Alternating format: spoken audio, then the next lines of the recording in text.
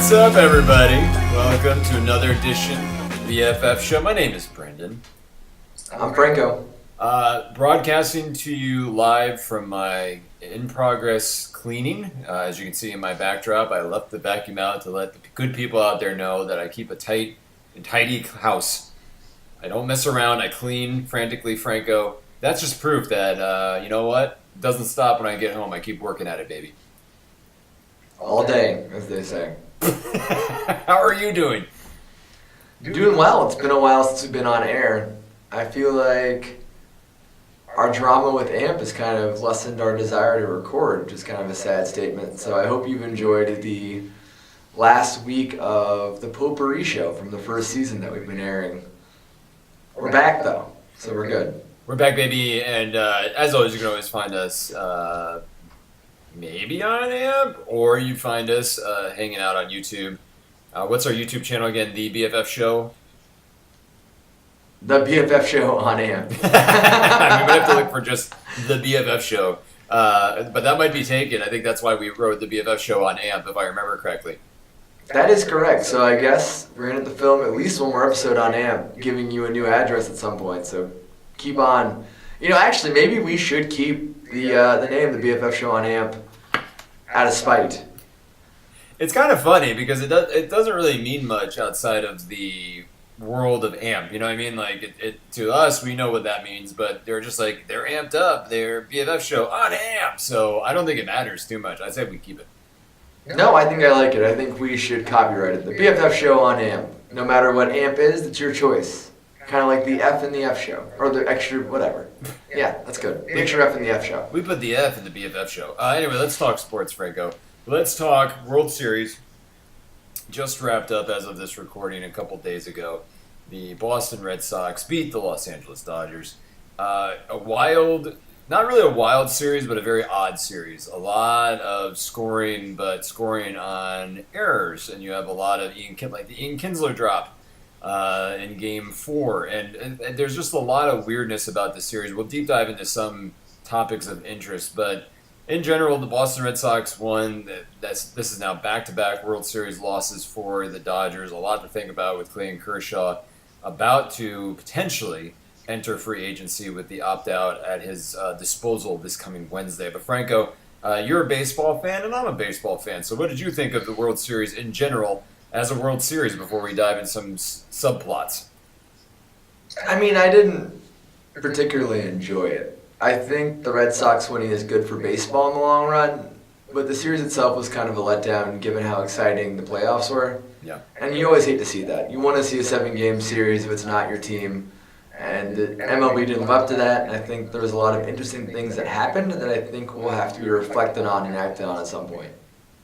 Yeah, I mean, we had the Friday's game that basically the Dodgers and Red Sox played 2 games going into the 18th inning, and that was memorable, but it was almost memorable for the wrong reasons, in my opinion. It's memorable because of the bad pitching decisions. It was memorable for just nobody, Franco, in this series was really, besides the Red Sox a little bit, but the Dodgers certainly not so much, just moving the ball and getting guys on base. It just seemed to be home run or bust, which, after a while, that's exhausting to watch just people swinging for the fences and no real action happening. And what did you think about sort of the reliance on the long ball by the Dodgers and also to some degree the Red Sox? I mean, I think the Red Sox played a better managerial game the entire series and did a better job moving players over. But I do think this is what baseball wants. It wants explosive offenses and less bunts and less strategy. They want the home run or nothing else. So I personally, as a fan of the game, don't enjoy it, but I realize that MLB is happy with it, and that's kind of what Fox and the other broadcasters were looking for. So they got what they wanted. But I think it shouldn't be the focus of the game, if that makes sense. No, that makes sense. And I think, speaking of individual players, you have Manny Machado, who was brought in a trade and is pending free agency with the Dodgers, batted about .227 in the World Series. In the postseason in general, not necessarily the production. He did well in the division series before the championship series. However, in the championship series, most notably, had 2 dirty slides against the Brewers. in the World Series, probably going to be known and remembered more for turning a double into a single, for not really running it out and sort of admiring the single the very long single that he had, as well as blowing a bubble right before hitting first base. So minor things, but it's sort of one of those. If you're a team looking at that, Franco, does it hurt, or do you just buy into that Machado is kind of like that, and you get the talent, but you also have to deal with some of the side issues, if you will, when it comes to a player like that? I mean, someone's going to pay him money, and he's going to get picked up somewhere. I think a contender will hopefully look at it and decide not to go with him. I think that's a risk when you add a piece late, particularly when you have a player that's never been in the postseason. You don't know how they're going to react to pressure. That you don't know if that maturity or team unity is going to kind of pass through the rest of the season. So I think this one blew up in the Dodgers' face, which I'm thrilled about. I know that it's no real worry. You're not losing any sleep about either of these teams. But I think it does impact. And I was listening to a podcast, and it was interesting because they're like, the Mets would be perfect for Manny Machado. It's like, yeah, a team like that that doesn't really have much to lose and wants to make a big splash and probably shell out the money. But apparently the Yankees and the Red Sox are no longer interested in Machado, although I think that's a bit of a smokescreen between those two teams more than anything else to try to drive the price down. But interestingly enough, you might also have Clayton Kershaw as a free agent, and a weird postseason for him too, continuing the narrative of, one of the best pitchers of his generation. However, with that asterisk next to that statement, the postseason's not been kind to him at all, giving up almost 9 runs in this postseason alone, a lot of them home runs. So where do you, Franco, sort of put Clayton Kershaw's legacy compared to his and up against his pending free agency? And to me, I don't know where he goes. I have an opinion, but I want to hear from you first. I'm not sure where he's going to go. I think this deadens his legacy in a big way, in that he had a chance to kind of overcome all of the different stigma associated with him choking the postseason. And in his final contract year, he choked, which is what he's known for. I think he'll end up on a high-powered team. I think he'll be fine. He reminds me of a Justin Verlander, minus some of the postseason success, but I think that's where we'll see his legacy go down. I don't know. I don't know where he lands, personally. I could see one of the Yankees or Red Sox shelling out for him, but I think we might have a dark horse team and the Mariners or something like that surprise us and pull him out. Yeah, what do you think? I would say something like even like Kansas City Royals or something like that, where a team that maybe without a lot of the pressure, because it was weird with the divisional series, he pitched game 2, did really well and was particularly strong, and then switched back to being the game 1 starter, and for whatever reason that was sort of the kryptonite, if you will. So I think that it's going to be interesting to see what happens tomorrow, as of this recording, October 31st, because that's when he can opt out. It seems like many Dodger fans are almost over the Clayton Kershaw experience, but I think you're right. I think a team's going to pick him up. I think he's going to do fine, and then the team will move on potentially from there. Maybe I think his time's up in Los Angeles and he goes somewhere else. Franco, in terms of next year, because I love throwing out wild proclamations and like getting us on record for what end up more often than not being absolutely ridiculous predictions. But looking at 2019, where do you think the Red Sox and Dodgers land, and do you have a very, very, very early, way too soon prediction for World Series? The Dodgers will end up not in the postseason next year. I think that roster's going to get blown up, and I think failing twice in the World Series will be enough to kill them off. I think we'll see the Red Sox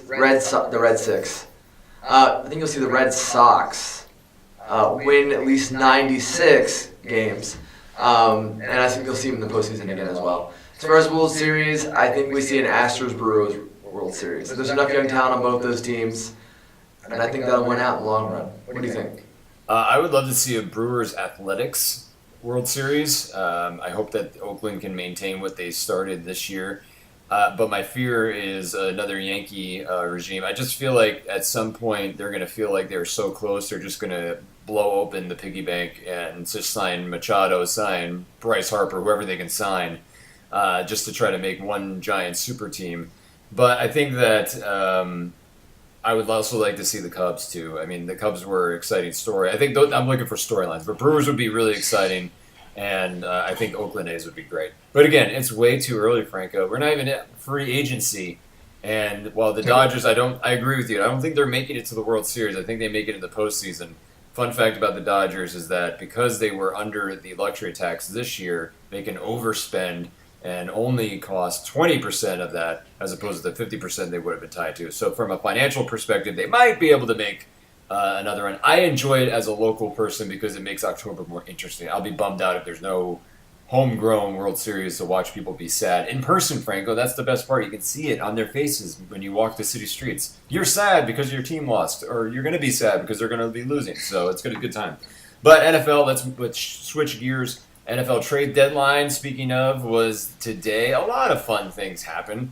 And this will be a little bit of a fantasy NFL potpourri because we'll talk about a little bit about big trades. And Franco, I want to get your thoughts on the trade itself and also on the fantasy impact. So let's start with the Broncos trading wide receiver Demaryius Thomas to the Texans for a 2019 fourth-round draft pick. The teams also swapped 2019 seventh-rounders. What do you think of that trade in real life and in fantasy?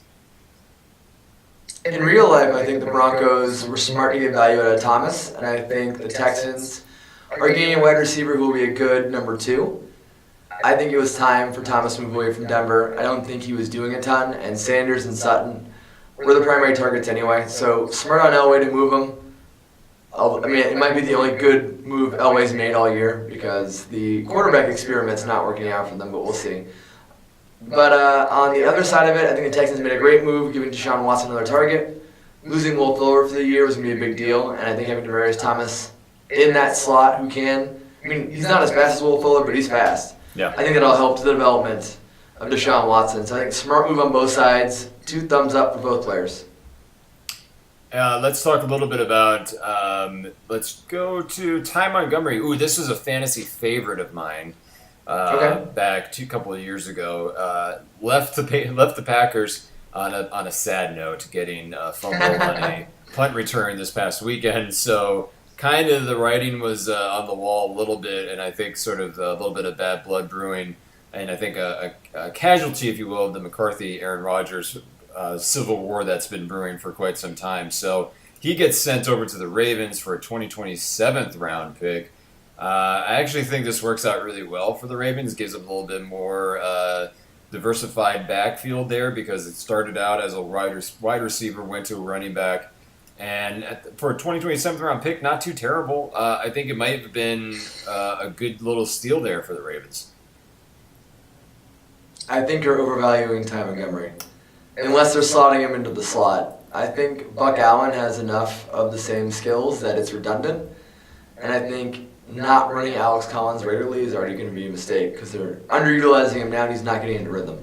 So I think the Ravens made a mistake here. I think the depth is fantastic, but unless they're using Montgomery as a wide receiver again, I don't think it's going to make a big difference. As far as the Packers go, they got a pick out of it, so that's a win.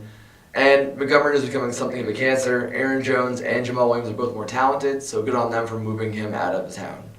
As far as fantasy goes, the only thing this does is muddy the situation with Collins, Allen, and now Montgomery. And I don't think you have a clear starter in that group, and I think it hurts all 3 of their values. And as a fantasy owner of Collins, I'm not happy. Let's go to Jaguars trading Dante Fowler to the Rams for a 2019 third round and a 2020 fifth round. This just adds to the formidable Rams defense. I think that while Fowler not necessarily living up to the hype of his first round pick, it does make it really interesting, Franco, and for the defensive line there. And the Rams sort of going all in on this year on so many fronts, financially, talent, messaging, social media. They're just going all in on this year. What did you think of this pick, Franco? It's a great trade for both teams. I think the Jaguars had redundancy, and Fowler wasn't living up to the price tag for their roster. And I think the Rams just added another great piece to that defensive line rotation. And I think it's incredible. And you know what? I usually hate LA teams, and I hate LA. I hate you, LA. But good on the Rams. Good. I like seeing a team that's able to turn around their franchise. And I don't hate Sean McVay. I think he's fascinating, so good for him. Good trade. I hope they do something in the postseason. I don't want them to win, but I hope they do something. They might win. I don't know. My wife's a big Rams fan, an old school Rams fan, so don't get on her case about it, dude. She's not a fair weather LA fan that jumped on the bandwagon. But I do want to let's go circle back to one more trade. Lions traded wide receiver Golden Tate to the Eagles for a third-round draft pick. I like it because I think it again fortifies that offense that's been sputtering a little bit, not playing up to the level that I think they'll sort themselves out to, which is a level to make a little bit of a run in the playoffs. The other benefit is that the NFC East is terrible. So they have a lot of room to just quickly jump up. So I think this gives a little bit more to the Eagles from an offensive front. And fantasy, it makes it a little more interesting. Golden Tate was doing well this year already, so I think adding him to the Eagles and having him get worked into that system, I think from a fantasy perspective is exciting. But what do you think, Franco? I think it was a good trade for the Eagles. I have no idea what the Lions are trying to do. They're not out of the playoff hunt. No, it's a pretty weak NFC North. No, not weak, but the records are not fantastic. They're one game out. I don't see how you give away your number one wide receiver because Marvin Jones is great, but he's a great number two guy. Yeah. And you don't have anybody else that can step into that void and be a proven number one. So I think it was a silly move in that way. I get you're going to lose him, but wait to tell Detroit that you don't care anymore. On the Eagles side, I think it's a great trade. We've already seen that Torrey Smith role, that long, fast wide receiver. So Golden Tate will fill that nicely. He's already been great for the Seahawks way back in the day. So I think Tate's a great pickup. I think he'll help Alshon Jeffrey. And I think Carson Wentz is definitely a quarterback to trade for if someone's not watching the waiver wire right now. Or not the waiver wire. Not watching the trade news currently. Yeah, I think this is interesting, but I wanted to add one more, Franco. This one I think we both agree is terrible. It is I think terrible from fantasy and terrible for one particular team, but Amari Cooper for a first rounder from the Raiders to the Cowboys. Cowboys giving up a first rounder. Amari's been terrible. In real life, he's been not great. I don't understand this trade, Franco. Help me understand this. You're much more knowledgeable at the NFL than I am. I don't understand what happened. I don't understand what Jerry Jones was thinking, giving up a first rounder. At best, I would have said a fourth and then maybe a swap 7th or 8th round pick. Just some, you know what I mean? I don't get this trade at all. I think because it came earlier in the trade pattern, that's why we saw a higher value. Jerry Jones must be very depressed knowing that Demaryius Thomas went for a much later pick because Demaryius Thomas is a better wide receiver than Amari Cooper. Yeah. I think Jones, sometimes when you believe in a player, you buy in. And Amari Cooper was great for 2 years. The only problem is he's been terrible for the 2 years following. So it speaks to a couple of things. Mm-hmm. One, is Cooper in a bad system with a bad coach? Which is a yes, because John Gruden's utter garbage. But at the same time, before Gruden, he still struggled with drops and everything else. I think maybe he was schemed well in the first 2 years, and that's what we're seeing. It's pretty clear Jerry Jones believes that it's just talent and he's not being utilized correctly. The only problem with that is I don't know that Jason Garrett can use him correctly because they haven't used Des Bryant right in a bunch of years. No. And I think even Des Bryant right now is better than Amari Cooper. The one thing going for them is that Amari is young and Jerry Jones will pay him.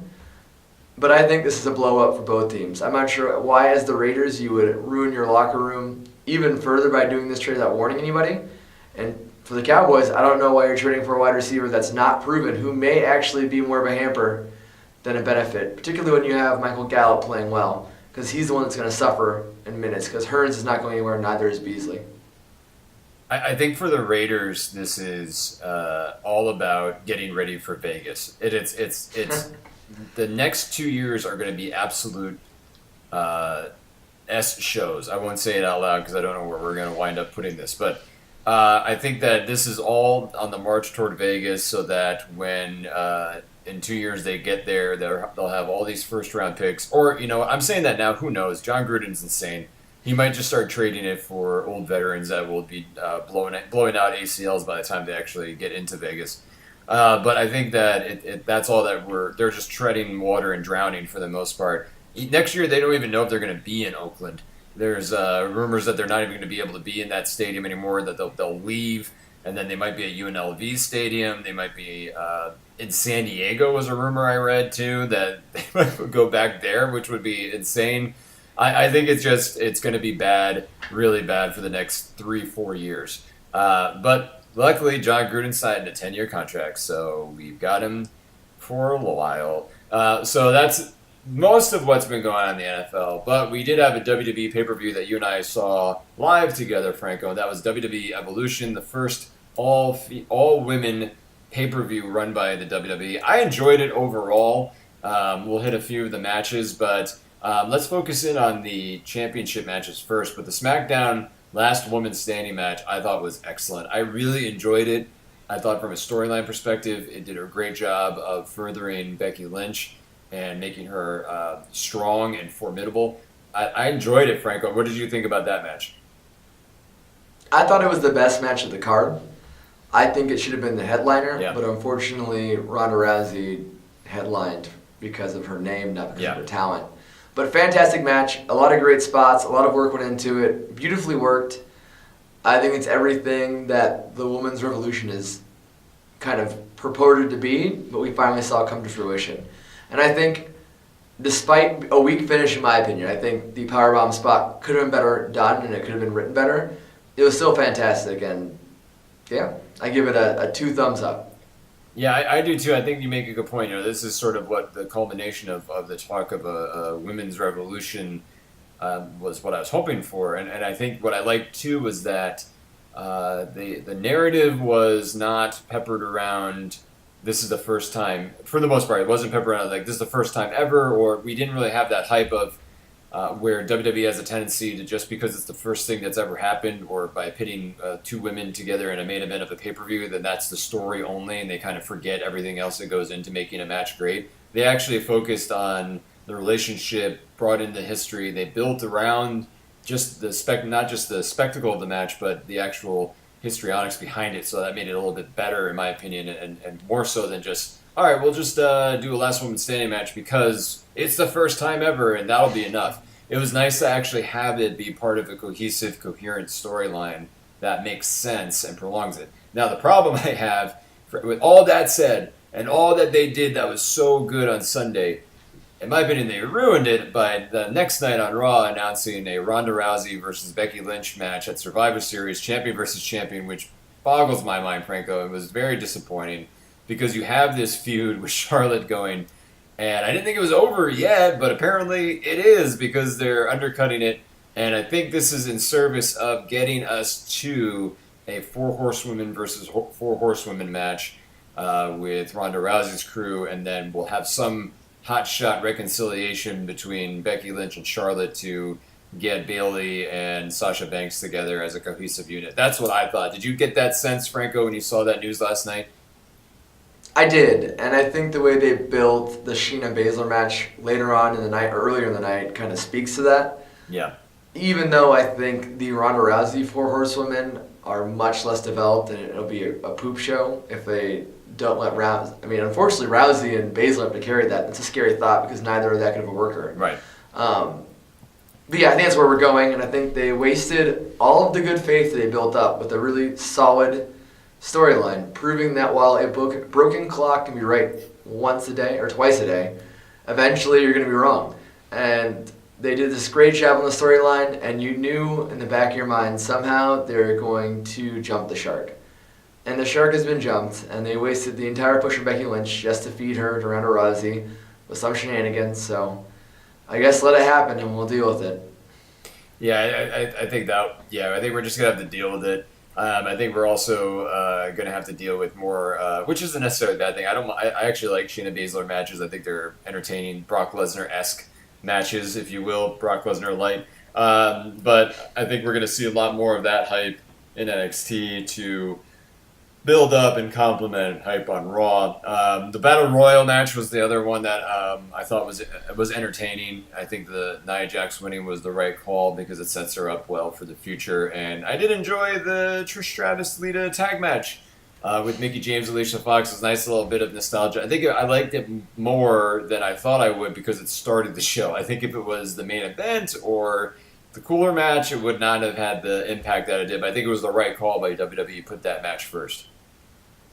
I agree. I would have much rather seen a Trish Stratus and Mickie James match. Yeah. I think Lita needed to be carried and is not nearly athletic as she used to be, and she'd been great as a manager outside. I think her days in the ring, particularly for what she's famous for and what she was good at, are long since gone. Just one man's opinion, I suppose. But I think Trish Stratus looked amazing, and she was very competent, and I think her and Mickie James put on a match unlike any two women, and that includes Charlotte and Becky Lynch. I think if we would have seen them wrestle again, we would have seen something special. So I think a missed opportunity not to lead off in that way and to kind of tie it into a tag match. But I think there's still time. Yeah, we could still see it. We'll have to find out. Stay tuned. Wink. I blinked both my eyes. Before we go, I just wanted to give a quick shout out. Red Dead Redemption 2 came out, and it is consuming my life and my wife's life. And it is so entertaining. It broke all types of records, over $700 million in one weekend, which is ridiculous. The most for any entertainment, I believe. I think it's crossed all boundaries of movies, TV, and everything. So, wild stuff. The game's entertaining, Franco. If you have a chance, pick it up. You'll never believe that hunting can be so much fun with a little bow and arrow and shooting arrows at rabbits, boars, and bears. But it's entertaining as all heck, and I highly recommend it. Thank you. I will check it out when it goes into the bargain bin at some point. Or I'll ship it over to you. Or if you finally come out to Los Angeles, even though you hate it, I'll let you borrow it and play it here. Deal. Yeah! I got you on record saying you're coming out. Yay! Franco, what'd you learn this evening? I learned that we're able to recap NFL trades while still blaspheming John Gruden, and I'm all about that life. What did you learn? What did I learn? I learned that your hate for Los Angeles flows through you deeply, but I learned that even though as a Raiders fan you make fun of the team and John Gruden, I can't help but agree because the team is trash, and I wear their shirts on Sundays. For the BFF show, my name is Brendan. I'm Franco. Have a good week. Yeah.